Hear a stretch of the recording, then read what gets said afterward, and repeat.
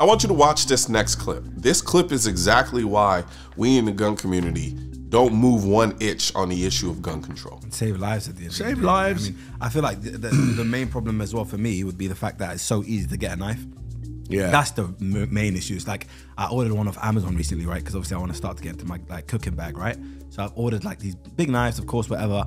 And all Amazon said to me was, are you, because they said, what's your age? I said, I'm 27. All right, thank you, mate. Enough. And they just gave it to me, bro. It's like, of course, I know what I'm going to do with a knife. You know, I'm making food, brother. But it's kind of like, it's very unsettling that I could just get a knife that easy. Because imagine somebody that's 16, 17, and they're thinking, I'm going to order a knife of Amazon, and it just comes to them. You know, you can just fake an age. It's like there needs to be restrictions. Kitchen knives are one thing, but the zombie knives are another thing. And the thing is, I think the tech companies have to also sit at the table about how they can help intervene. Because if I say the word knife now in front of my phone, guaranteed somewhere in my timeline, I'm going to see a knife, something's going to happen, a knife crime's going to come up. That happens. That is an algorithm that's not helping the situation. To your point earlier about social media, like amplifying the situation, it's like you can get advertised on your phone a knife, you know what I mean? Yeah, it's crazy. And if you're 12 and your mum and dad got your iPhone 15 for Christmas, that's your portal to it straight away. Yeah. How do I, oh man, that man had tried for me, I'm going to try and get this knife. The point of this video is for me to use this conversation as an example of the conversation that's going on here in America and where the anti-gun lobby wants us to go. Because you see, the anti-gun lobby will try to sell this idea that they just want common sense. Common sense? Common sense. Gun control measures. And when you hear those things, you think, well, they're not against the Second Amendment. They just want some rules to make it harder for criminals to get certain guns like those evil AR-15s. The problem with that is we've already demonstrated over the course of years that AR-15s aren't even used that often in gun violence. They're not even used that often in mass shootings. Yet and still, they dominate the topic of discussion in this country when it comes to guns. And the people in the middle who are looking at this conversation happening from both sides of the spectrum need to understand there is a goal here. Their goal is to inevitably ban firearms. Think about it like this. You have the UK who banned firearms, and now they're talking about banning zombie knives. Today's announcement is about these so-called zombie knives. A long blade, often with a serrated edge, a sharp point, and sometimes words or images glamorizing the weapon. But loopholes in the law have been exploited, allowing these knives to continue to be used. As of September, new government legislation will hope to change that. Police will have powers to seize knives found on private property. We have already taken action to make the carrying of zombie knives illegal.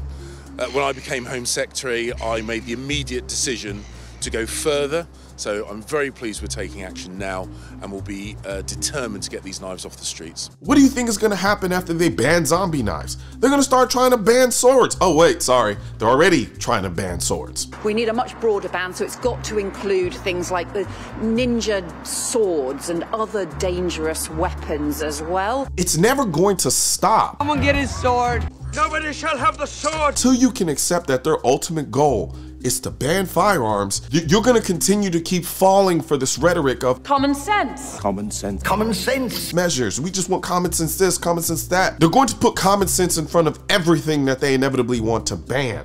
That's how this works. So right now in this country, we are talking about AR-15s. Tomorrow, it'll be handguns. Tomorrow after that, it'll be about banning everything that has a pointy edge weapon that they're doing right now in the UK. Because if you ask the government to protect you, the only thing they have to offer is restricting your rights. They get the benefit of saying we're doing something by banning these items while banning your rights, and then be able to go back into that bag and do the same thing over and over again. And then they're even talking about these knives the exact same way that they talk about AR-15s in this country. They're talking about, oh my God, the zombie knives. Look at these big scary knives. Same way they say about the AR-15s, all these military weapons of war. There's no place in our streets for these military weapons. In a perfect world, what would they want to do? As far as the anti-gun side, what would they want to do? Be honest with yourself. And you will realize what they really want to do is to ban all the guns, but they understand that there's a process in this country. There's this thing called the Second Amendment, so they can't just outright do it unilaterally. So they have to get you to give it up. And the way they do this is incrementally. People don't like change. They don't like big change. So the way you get people to change is you make them do little things at a time. Take Nazi Germany, for instance. That was a step at a time. He didn't come into power and just one day say, you know what, we want you to kill all of these people. No, it was incremental over time. And before you know it, you're engaging in the most atrocious forms of behavior you could possibly think of. And if somebody would have asked you in a million years, could you ever see yourself doing something like that? They would have said no, because the way you get people to change is with small steps. Small step. They understand that. They're playing the long game. They understand if they can get you to ban AR-15s, then they can come up with the reason why, you know what? Maybe we need to get rid of these handguns. And after that, it's like, maybe we need to get rid of these shotguns. And then after that, maybe we just need to get rid of guns altogether. And then after that, maybe, you know what? Maybe we just need to get rid of these scary looking knives. And then before you know it, you live in a world where you basically have no rights to defend yourself, while you still have criminals out there who are able to use any and everything at their disposal because they get these things illegally to attack you. Let this video, let this clip be a reminder. Don't become like the UK. Right now, shop.mrcolionnoir.com, we just released our new Stanley style water tumblers or coffee tumblers or whatever you want to put in it, because this keeps your cold drinks cold for 24 hours and your hot drinks hot for 12 hours.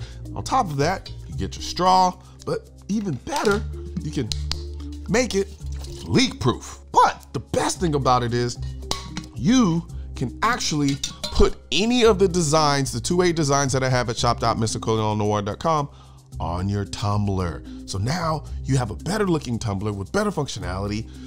And yeah, so head over to shop.mrcolionnoir.com or hit the link in the description section and grab your Pro 2A tumbler today. Guns aren't political. That's why I need your help getting this message to spread on YouTube by clicking the thumbs up button, leaving a comment to let me know what you think of the video, then subscribing to the channel. But most importantly, click that bell symbol. For products featured in this video, click the links in the description.